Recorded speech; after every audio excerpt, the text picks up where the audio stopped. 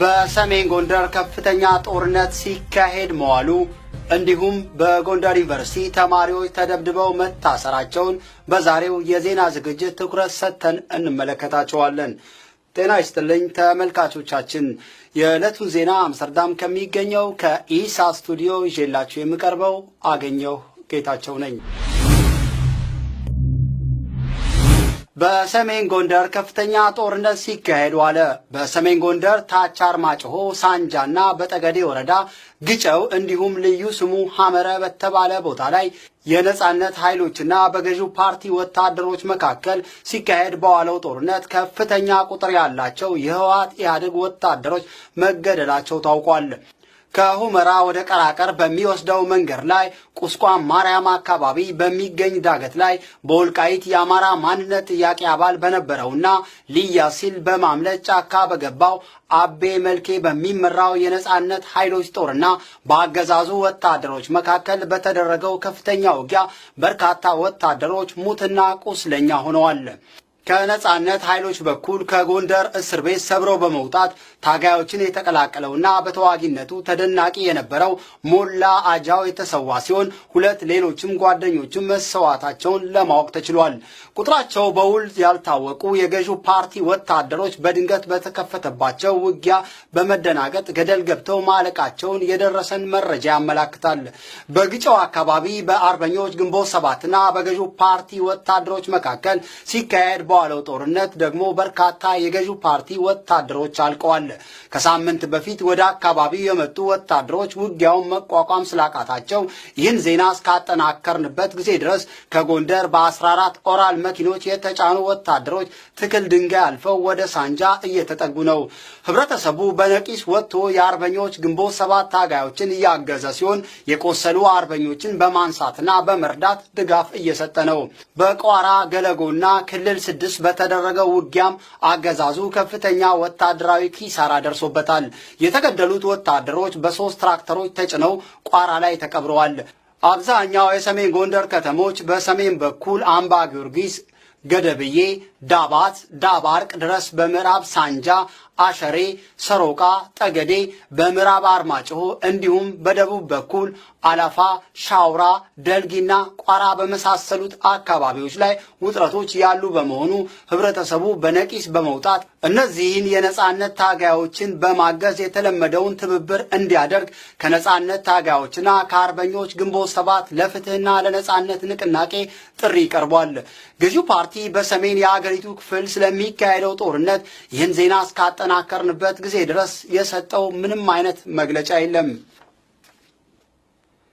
የጎንደር ዩኒቨርሲቲ ተማሪዎች ተደብድበው ታሰሩ።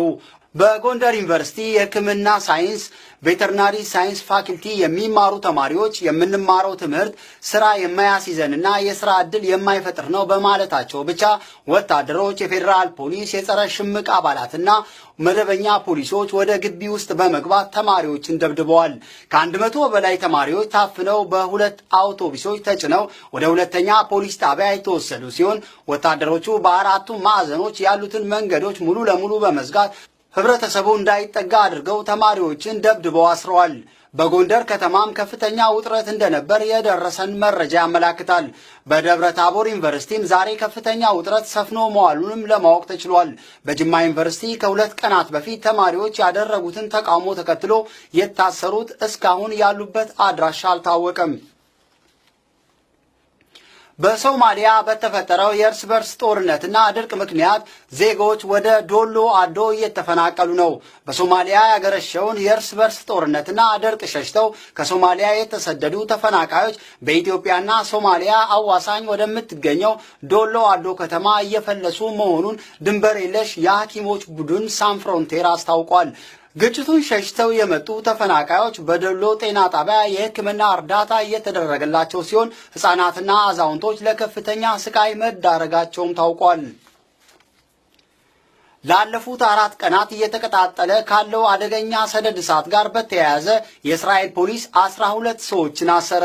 ለዝርዝሩ ደረጃ ተወልደ። ቢቢሲ እንደዘገበው የእሳት አደጋ ተከላካይ ሰራተኞች በአሁኑ ሰዓት 80 ሺህ ሰዎች የተፈናቀሉበትንና በሰሜን ሃይፋ የተቀሰቀሰውን ሰደድ እሳት እየተቆጣጠሩት ነው።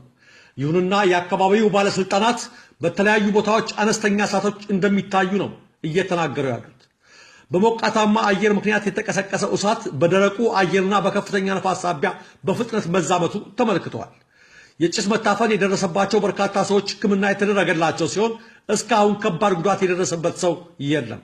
የእስራኤል የእሳት አደጋ መከላከል ዘመቻ አገልግሎት አዛዥ ሽሙሊክ ፍሪድማን ዛሬ ለአገሪቱ ራዲዮ እንደገለጹት ከግማሽ በላይ የሚሆነው የእሳቱ አደጋ የተቀሰቀሰው ሆን ብለው እሳቱ እንዲቀጣጠል ባደረጉ ወንጀለኞች ነው። ይህን ተከትሎ የእስራኤል ጠቅላይ ሚኒስትር ቤንያሚን ኔታንያሁ እሳቱ ሆን ብሎ እንዲነሳና እንዲባባስ ያደረገ ማናቸውም አካል በሽብርተኝነት ሕግ ይዳኛል ብለዋል። የአይሁድ ቀኝ ክንፍ ፓርቲ መሪና የትምህርት ሚኒስትር ናፍታሊ ቤኒት በበኩላቸው በትዊተር ገጻቸው ላይ ከአደጋው ጀርባ አረብ እስራኤሎች ወይም ፍልስጤሞች ሳይኖሩበት እንዳልቀረ ፍንጭ ሰጥተዋል። ይህን እሳት ሊያስነሱ የሚችሉት ሀገሪቱ የነሱ እንደሆነች የማያምኑት ብቻ ናቸው ብለዋል ሚኒስትር ናፍታሊ። የፍልስጤሙ መሪ የማህሙድ አባስ ፋታህ የተሰኘው ንቅናቄ ግን የእስራኤል ባለስልጣናት የእሳት አደጋውን ፍልስጤማውያንን ለመክሰስ እየተጠቀሙበት ነው በማለት ነው ክሱን ውድቅ ያደረጉት። ባለፉት 4 ቀናት በአገሪቱ የተቀጣጠለው አደገኛ ሰደድ እሳት በአይሁድ እስራኤላውያኑና አናሳ በሆኑት አረብ እስራኤሎች ብቻ ሳይሆን በእስራኤላውያኑና በፍልስጤማውያኑ መካከል ከፍተኛ ውጥረት ፈጥሯል። ለዚህ ምክንያቱ ደግሞ የአገሪቱ የደህንነት ባለስልጣናት በጉዳዩ ዙሪያ በሰጡት መግለጫ አብዛኛው የሰደዱ እሳት አደጋ የተቀሰቀሰው ሆነ ተብሎ እንደሆነ ማሳወቃቸው ነው። ይህን ተከትሎ በርካታ የእስራኤል ፖለቲከኞች ጣቶቻቸውን ወደ አረብ እስራኤላውያኑ እየጠቆሙ ነው። በዓለም ዙሪያ ያሉ ጥቂት የማይባሉ የአረብ ሚዲያዎችም በጉዳዩ ዙሪያ እያሰራጩት ባለው ዘገባ እስራኤል በመቃጠሏ መደሰታቸውን የሚያመለክቱ መሆናቸውም የአገሪቱን ፖለቲከኞች አስቆጥቷል። ይህን ተከትሎ አንዳንድ የእስራኤል መገናኛ ብዙሃን በነገሩ ላይ ቤንዚን በማርከፍከፍ የአገሪቱ ውጥረት እንዲባባስ ማድረጋቸው ተመልክቷል። አረብ እስራኤላዊ የፓርላማ አባል አይማን አደን በጉዳዩ ዙሪያ ከሃይፋ በሰጡት አስተያየት ሆን ብለው እሳቱን የቀሰቀሱት የሁላችንም ጠላቶች ናቸው ብለዋል። ከሰደድ እሳቱ ጋር በተያያዘም የአገሪቱ ፖሊስ 12 ተጠርጣሪዎችን ይዞ እንዳሰረ አስታውቋል። ለኢትዮጵያ ሳተላይት ራዲዮና ቴሌቪዥን ለተጠናቀረው ዘገባ ደረጃ ሀብተወልድ ነኝ። ተመልካቾቻችንና አድማጮቻችን የዕለቱ ዜናዎቻችን የእስካሁኖቹ ነበሩ። ከቀሪ የኢሳት ዝግጅቶች ጋር መልካም ቆይታ።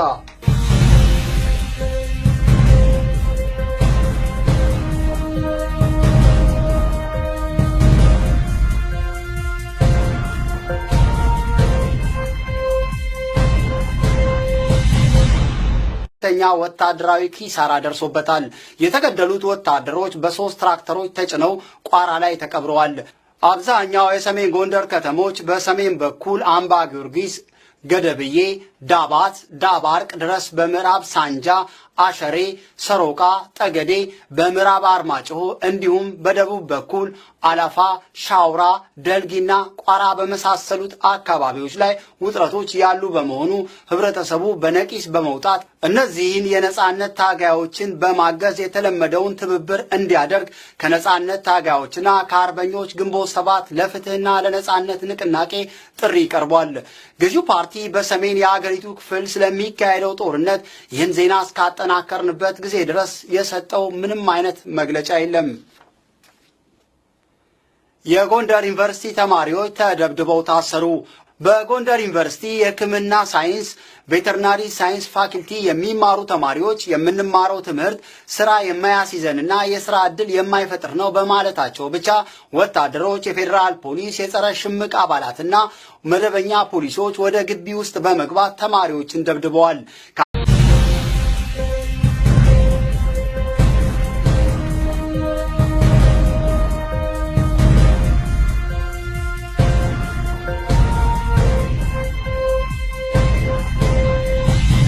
በሰሜን ጎንደር ከፍተኛ ጦርነት ሲካሄድ መዋሉ እንዲሁም በጎንደር ዩኒቨርሲቲ ተማሪዎች ተደብድበው መታሰራቸውን በዛሬው የዜና ዝግጅት ትኩረት ሰጥተን እንመለከታቸዋለን። ጤና ይስጥልኝ ተመልካቾቻችን፣ የዕለቱን ዜና አምስተርዳም ከሚገኘው ከኢሳት ስቱዲዮ ይዤላችሁ የምቀርበው አገኘሁ ጌታቸው ነኝ። በሰሜን ጎንደር ከፍተኛ ጦርነት ሲካሄድ ዋለ። በሰሜን ጎንደር ታች አርማጭሆ፣ ሳንጃና በጠገዴ ወረዳ ግጨው እንዲሁም ልዩ ስሙ ሐመረ በተባለ ቦታ ላይ የነጻነት ኃይሎችና በገዢው ፓርቲ ወታደሮች መካከል ሲካሄድ በዋለው ጦርነት ከፍተኛ ቁጥር ያላቸው የህወሓት ኢህአዴግ ወታደሮች መገደላቸው ታውቋል። ከሁመራ ወደ ቀራቀር በሚወስደው መንገድ ላይ ቁስቋም ማርያም አካባቢ በሚገኝ ዳገት ላይ በወልቃይት የአማራ ማንነት ጥያቄ አባል በነበረውና ልያ ሲል በማምለጥ ጫካ በገባ 100 በላይ ተማሪዎች ታፍነው በሁለት አውቶቡሶች ተጭነው ወደ ሁለተኛ ፖሊስ ጣቢያ የተወሰዱ ሲሆን ወታደሮቹ በአራቱ ማዕዘኖች ያሉትን መንገዶች ሙሉ ለሙሉ በመዝጋት ህብረተሰቡ እንዳይጠጋ አድርገው ተማሪዎችን ደብድበው አስረዋል። በጎንደር ከተማም ከፍተኛ ውጥረት እንደነበር የደረሰን መረጃ ያመላክታል። በደብረ ታቦር ዩኒቨርሲቲም ዛሬ ከፍተኛ ውጥረት ሰፍኖ መዋሉንም ለማወቅ ተችሏል። በጅማ ዩኒቨርሲቲ ከ2 ቀናት በፊት ተማሪዎች ያደረጉትን ተቃውሞ ተከትሎ የታሰሩት እስካሁን ያሉበት አድራሻ አልታወቀም። በሶማሊያ በተፈጠረው የእርስ በርስ ጦርነትና ድርቅ ምክንያት ዜጎች ወደ ዶሎ አዶ እየተፈናቀሉ ነው።